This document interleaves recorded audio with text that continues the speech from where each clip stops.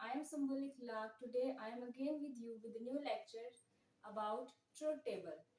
But stop. First, if you haven't subscribed my channel yet, go and like and subscribe my channel first. Then move to the topic. The topic that I am going to elaborate today is again truth tables. Truth table हम लोगों ने previous lecture में भी cover किया था, but that was with number of inputs 2, या हम उसको कह सकते हैं कि हमने 2 वेरिएबल्स के बूलियन फंक्शन की इंप्लीमेंटेशन में ट्रूथ टेबल को एक्सप्लेन किया था. Actually I am again going to repeat the concept of truth table. Actually, the truth table is representation of a boolean function or a logic circuit in table form. It can be a boolean function or it can be a logic circuit, but the representation would be in table form. Representation would be in the table form.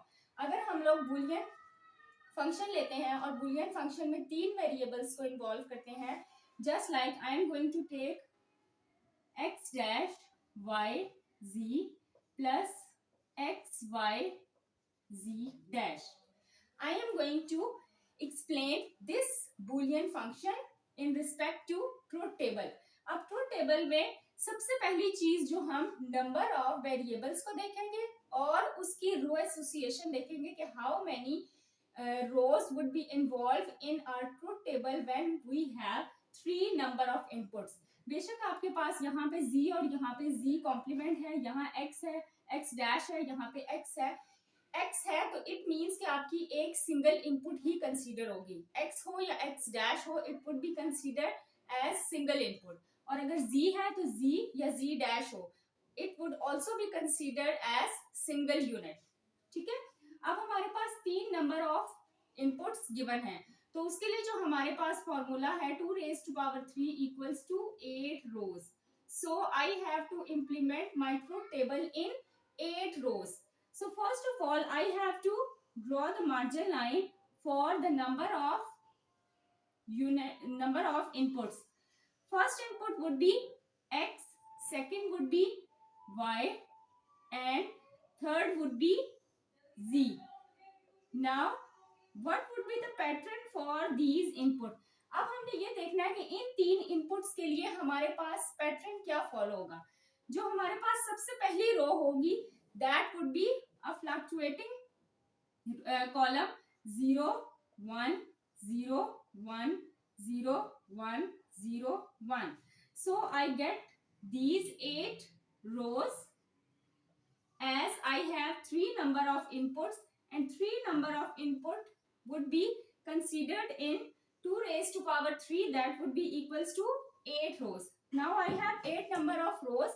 Now the second column would be considered as 0 0 1 1 0 0 1 1, and the third column would be written as 4 zeros and 4 ones. ठीक है. ये तो हमारी association हो गई number of inputs के लिए. अब हमारे पास नंबर ऑफ इनपुट्स में 2 कॉम्प्लीमेंट भी मौजूद है, तो वो 2 कॉम्प्लीमेंट कौन कौन से हैं?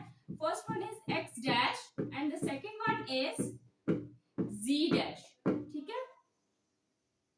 अब हमने इन्हीं कॉलम्स को देखते हुए इनकी निगेशन फाइंड आउट करनी है. सबसे पहले x के लिए अगर देखते हैं तो x के लिए हमारे पास 1 2 3 4 वंस आएंगे और 4 zeros लिख लेंगे. ठीक है. And for z dash, I have to write 1 0 1 0 1 0 and 1 0. Now I have completed all the given number of inputs that has been given in my boolean function. अब हमारी जब नंबर ऑफ इनपुट्स कंप्लीट हो गई हैं, तो हम सबसे पहले वाले जो बूलियन एक्सप्रेशन है हम उसकी तरफ आते हैं. बूलियन एक्सप्रेशन की तरफ अगर आएंगे तो फर्स्ट बूलियन एक्सप्रेशन में हमारे पास क्या है? x dash y and z. और सेकंड एक्सप्रेशन में हमारे पास क्या है? We have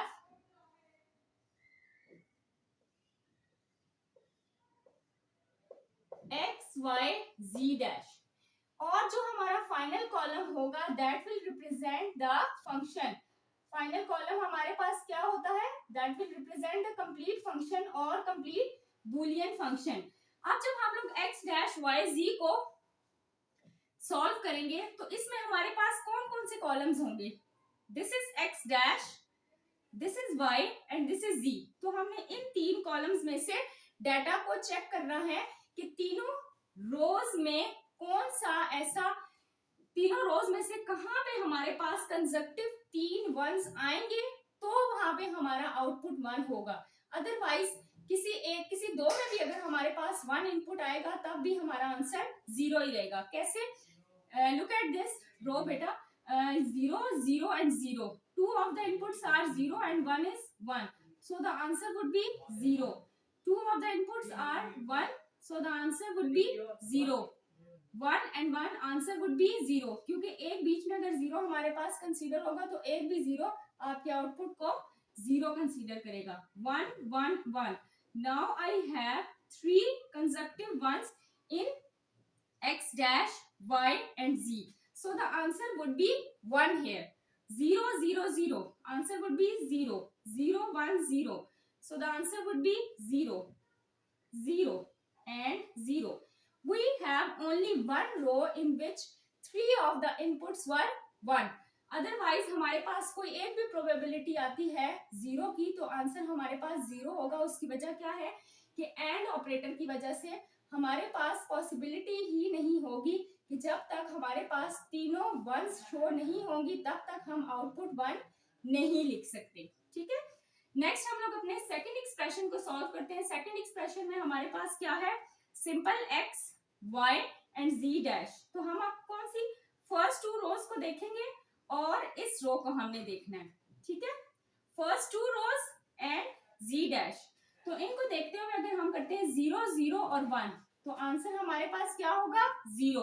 0 0 and 0, answer would be 0 0 1 और 1। एक भी 0 आ गया तो आंसर आपके पास क्या आएगा, 0 0 1 और 0, तो answer 0 1 0 1। Again answer is 0 1 0 0, answer is 0 1 1 and 1। Again I have 3 consecutive ones in this line, so the answer would be 1 over here। Again 1 1 and this is 0, तो यहाँ पे भी हमारा आउटपुट क्या जनरेट होगा, 0। ठीक है, अब हमने क्या करना है, जो हमारा कंप्लीट जो फाइनल फंक्शन है, ये एक्सप्रेशन है दैट कंटेन्स और ऑपरेटर। और ऑपरेटर हमें क्या बताता है कि अगर कोई एक भी 1 आपके पास पॉसिबिलिटी में है तो आपको आउटपुट में 1 रिसीव होगा। So 0 0 would be 0 0 0 would be 0 0 1 and 0, तो 1 हमारे पास क्या है, मौजूद है। So I have written 1 over here. 0 and 0 0 and 0 0 and 1 again 1, क्योंकि यहाँ पे हमारे पास कौन सा ऑपरेटर है, और ऑपरेटर। और ऑपरेटर में कोई एक भी अगर वैल्यू 1 होगी तो आपको आउटपुट 1 मिलेगा। 0 and 0 0, so that would be considered as the final truth table for the given function when you have 3 number of variables to solve। ठीक है, सेकंड हम लोग इसी फंक्शन का अगर लॉजिक सर्किट डायग्राम ड्रॉ करते हैं तो लॉजिक सर्किट डायग्राम हम कैसे ड्रॉ करेंगे।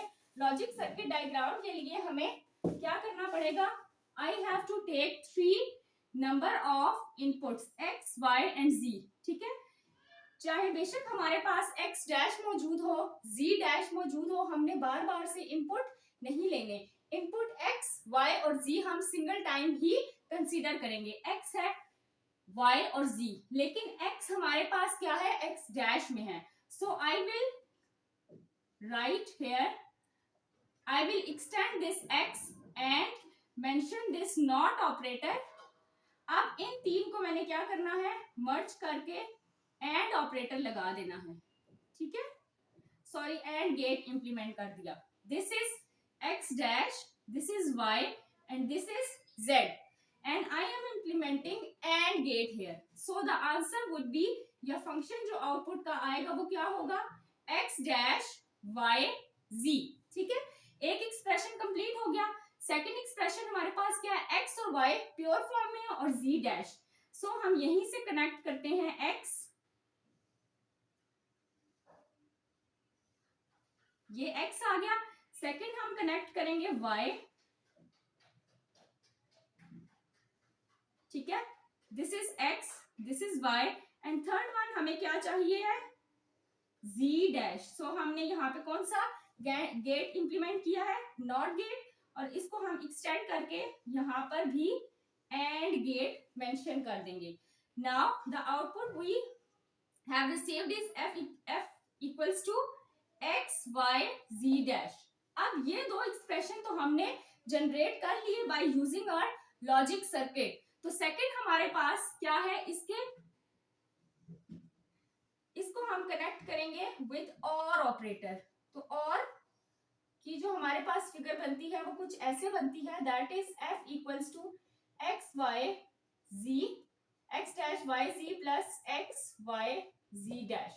So that would be the final answer or your logic circuit of this particular three variables logic function या boolean function के लिए हम ये logic diagram बना लेंगे ऐसे, जिसमें हमने क्या करना है कि 3 नंबर ऑफ इनपुट्स को वन टाइम ही कंसीडर करना है और बार बार वो यूटिलाइज होंगी, हमने उन्हीं से कनेक्ट करना है। ये काम नहीं करना कि हम सेकंड टाइम जब उनको एंड गेट में इंप्लीमेंट कर रहे होंगे तो हम क्या करेंगे कि उनको दोबारा से एक्स वाई जी लिखेंगे, ये काम आपने बिल्कुल भी नहीं करना, ठीक है। That is the clear image और clear logic circuit diagram of this Boolean function. So that is it for today's lecture. और अगर आपको इसमें भी कोई क्यूरी या कोई क्वेश्चन हो तो you can ask from me in the comment section as well. अल्लाह हाफिज।